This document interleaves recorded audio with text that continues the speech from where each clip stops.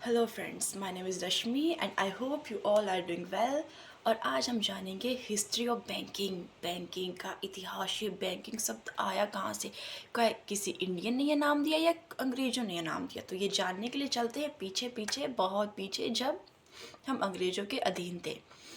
तो उस समय क्या हुआ कि हमें पैसे चाहिए हो तो हम अभी तो बैंक के पास जाते हैं।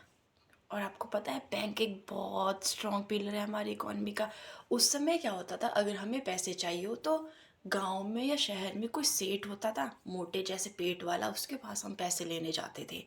तो सेठ तो अपनी मर्जी का इंटरेस्ट लगाता था, कभी सोना ले लेता था, कभी 25 से 30% इंटरेस्ट, कभी जगह जमीन उधारी में रख लेता था। पैसे वापस होते नहीं थे इतना इंटरेस्ट होने पे, और लोगों की पूछते चली जाती थी, पर वो पैसे वापस नहीं होते थे।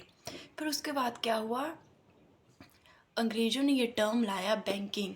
और अंग्रेज़ों ने पहला बैंक हिंदुस्तान की धरती पे खोला, जिसका नाम था बैंक ऑफ हिंदुस्तान। नाम बेशक बैंक ऑफ हिंदुस्तान था, पर बैंक अंग्रेज़ों का था। और ये बैंक आया था 1770 में। उसके बाद क्या हुआ, जैसे कि हम सभी जानते हैं कि ईस्ट इंडिया कंपनी ट्रेड करने भारत में आई थी, और इन्होंने अपनी तीन प्रेसिडेंसी खोली थी। पहली प्रेसिडेंसी थी वेस्ट बंगाल में, ठीक है, बैंक ऑफ बंगाल।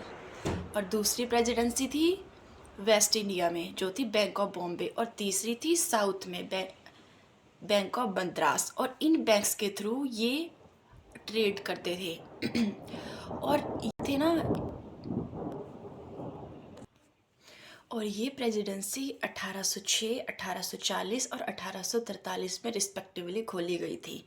और और इसके बाद क्या होता है कि 1921 में ये तीन प्रेसिडेंसी है ना, इन तीनों को मिला के एक बड़ा बैंक बनाया जाता है, जिस बैंक का नाम था इंपीरियल बैंक ऑफ इंडिया।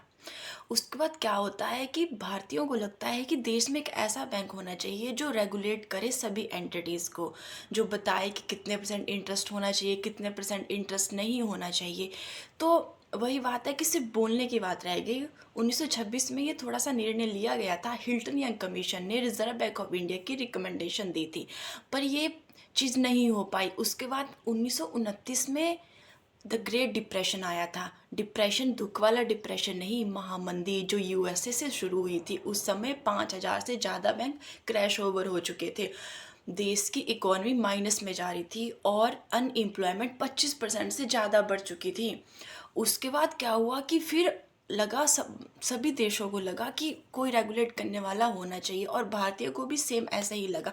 फिर 1935 में रिजर्व बैंक ऑफ इंडिया को खोला गया, जिसका एक्ट 1934 में आ गया था। रिजर्व बैंक ऑफ इंडिया को 1 अप्रैल 1935 को खोला गया था। उसके बाद क्या होता है कि 1949 में इसका राष्ट्रीयकरण कर दिया जाता है। तो अब मैं बताती हूँ कि राष्ट्रीयकरण क्यों किया जाता था।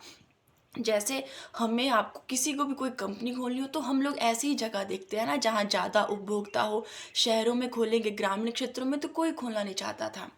पर आज़ादी के बाद सरकार का तो यही नियम था कि सबको साथ लेके चले, इसलिए सरकार ने क्या किया कि जो प्राइवेट बैंक थे ना, उनका राष्ट्रीयकरण करना शुरू कर दिया गया। राष्ट्रीयकरण करना मतलब नेशनलाइजेशन, जिससे ग्रामीण क्षेत्रों में भी बैंक खोले जाए और सबका इंक्लूजन हो।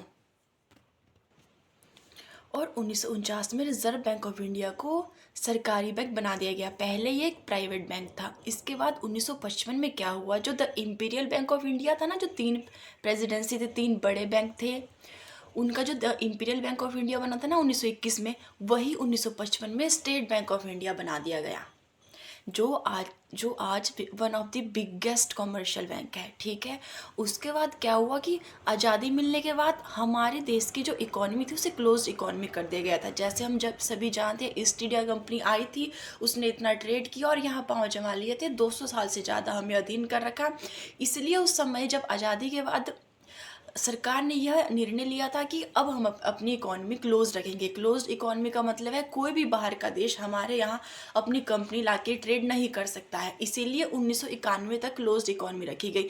पर होता क्या था, जैसे हम अब जानते हैं कि हमें तेल वगैरह चाहिए होता है, हम गल्फ़ कंट्री से तेल वगैरह लेते हैं, जो कि आज भी लेते हैं। तो उसके लिए हमें फ़ॉरेन एक्सचेंज रिजर्व चाहिए होता है, पर हम तो किसी भी और देश से एक्सपोर्ट इंपोर्ट नहीं कर रहे थे, तो हमारे पास फॉरेन एक्सचेंज रिजर्व ख़त्म हो चुका था। 1991 में ऐसा हुआ कि हमें अपनी इकोनॉमी ओपन इकॉनमी करनी पड़ी। और उस समय हमारे जो फाइनेंस मिनिस्टर थे वो थे मनमोहन सिंह, और जो हमारे प्रधानमंत्री थे वो थे नरसिम्हा राव जी। उस समय थोड़ा सा राजनीतिक ऊपर नीचे भी चला हुआ था, तो इस वजह से, पर फिर वो ओपन इकॉनमी बना दी गई।